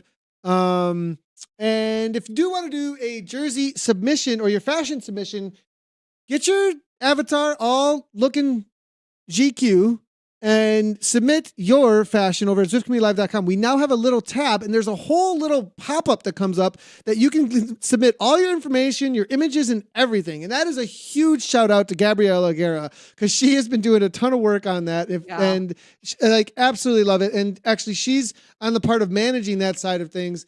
as far as getting those over to Anna, because Anna is the ultimate judge of all things fashion. But you can now submit those pics. They won't necessarily, we don't have like any cutoff times or anything like that. We will look at them, and if they are cool looking, and if they're not cool looking, you'll probably get picked at some point, but you might get rated really, really poorly. So, yeah, exactly. Like there might be some weeks where like we had a submission and it's a total dud. Like, yeah, that's the whole. How do I rate this? Well, it's like Hacker Bodge, right? Like on GCN app. Like, yeah. So yeah, I know. I was like, oh no. Now I've got a question for you, Nathan, and also everyone listening and watching. And so I don't know how you can reach me. PM me on Instagram or something. But I've been doing this thing in my head while I've been riding for ages, and I only like realized it about myself this week. And I was like, I wonder if this would be funny for the pod. So do you remember ages ago, someone put up on Instagram, and we covered it here on the podcast, about he'd given each of the pace partners a full-on personality, and it was like a backstory. For some reason, it stuck in my head. And I realized I do this every ride. And even worse, if it's a hard workout, is like, say I'm riding on a road, and the other time, like recently I was riding on the new road, and I'm just like watching all the people, the computer people. And I saw like, there's these two guys down. I like where this is going. We do this in commentary a little bit. Yeah. Oh my God. Okay. So I passed. I was like, oh, there's two guys, and it looks like they're chatting by a boat. And I was like, I bet they're arguing about fuel. I bet one of them's like, I didn't bring the fuel. You should have bought the fuel. I didn't bring it. And then I'm like, story time submission. Like, story like time. The People of Zwift. The people of Zwift. Who people of Zwift. Yeah. Yes. The NPCs of Zwift. Like, it's like the NPCs of Zwift. What is their story? What is their narrative? Tell us a story about the NPCs of Zwift. Who are they? Because the other day, Gabby did this the other day. She was in she was in Richmond going backwards on one of the courses, and she was like, look at that guy. Like, she had stopped for something. He's like, he just goes back and forth. And we started telling this story about him. I was like, he's a banker, and he's like going to the bank to do this thing. And like, he's really concentrated on the stock market right now. And like, I did this whole like whatever. Yeah. And I was like, oh, he turned around. And then like, I was like, oh, and then it was like people watching, like telling stories about people watching. And you just make up this whole story about what this whole crowd is up to and where they came from. If you submit your video or written story of that, we will 100% use that for the stories of NPCs on Zwift. And we would absolutely love your features. Try and keep it within a couple of minutes, like top. If they're really good and it's over a minute, then like, okay. But like, no, but all they have to do to keep it super simple, just screenshot the person you see and just type what you think. Type something up. Yeah. But video, and if somebody's talented though, like you can put that up on YouTube and do something, and we'll just highlight it like crazy. But like, that's a thing. But I want to kind of highlight it on the pod, because I'm so glad I'm not the only one. Of course, but like, totally. So much of my riding is these backstories. And I'm like, oh, and then I was in Makuri reconning Sukis, and I went through this village, and there's a lady on the side with like a cart of apples. And I was like, she's just watching these cyclists going, where is my old time life? What are these people doing? They've ruined this village, And I'm like, totally. I've gone way too deep. Well, me and Dave have gone into stories about the Kappa while we're waiting for people to like get over the top of the Temple KOM or something, right? And the Kappa's jumping around out there, and we're like, oh my gosh, like, what's the story behind this jumping demon that's trying to like, and we started telling this whole, and then like this other thing shows up that's like interacts with them, and then the boars are out there running through, and they have a whole backstory. I mean, all these characters have a story. Somebody's got to tell those stories, and we'll tell your stories here because we know you all have them. So let's get that going. And if they're good enough, we'll make them into featured blog posts over on ZCL's website, because there needs to be something like this. Get your submissions in. We'll make, I'm giving Gabby work. We'll make a place for it. Gosh. Well, hey, that's going to be it for us. That's the fashion show. What are we up to for the next week? Anna, you go. I'm just looking outside the window and it's raining. So I will probably go on Zwift this weekend. I need to figure out what I'm doing. I feel like a bit all over the show. Like it's not, because I have a plan and a program. So it's just whether I do outside or inside. Looking forward to the TTT next week for ZRL. And I've got some hard workouts. There's been quite a few failure ones, and I've just like, Claire's like, no, it's good. I'm like, okay, that's good. Well, you're getting results from it. I am. So I'm excited for that. Feeling pretty good. Yeah, that's me. Just a general training race week. Little bit of base. Gonna lay down a good amount of base work. I need to get like, I am fit, but I need to get like, I need to lose a couple kg. I need to lose a couple pounds and get back into like good threshold. And we'll be looking forward to my next Zwift Grand Prix. And then I am going to be doing some ZRL. What I need to do is not race too much. I like want to like go race a whole bunch just to get fit because it's so much fun. But then like I could just get like overtrained and like, I don't know. I have to be like careful here because there's motivation to like come back strong into the like second half of this indoor season. So it's going to be like balancing things as I get new motivation after injury. So that's kind of what I'm up to. But well, that's going to be it for us for this is episode number 71. Remember, if you're just tuning in, we have been live on Twitch, YouTube, Facebook, and Twitter. Make sure to like, subscribe, comment, do all those great things. We did hit the 13,000 mark, and we've quickly gone, are making our way through 13,000 subscribers on YouTube. We're really focused there. Can we hit 14,000 before the end of this season or more? That would be absolutely awesome. So if you want to go ahead and do that, that'd help us out a ton.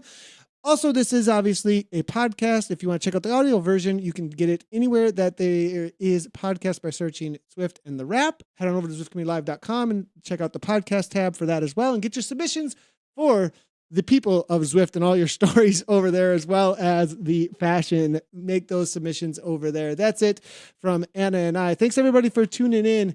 And as always, we'll see you next week for ZRL. As always, right on.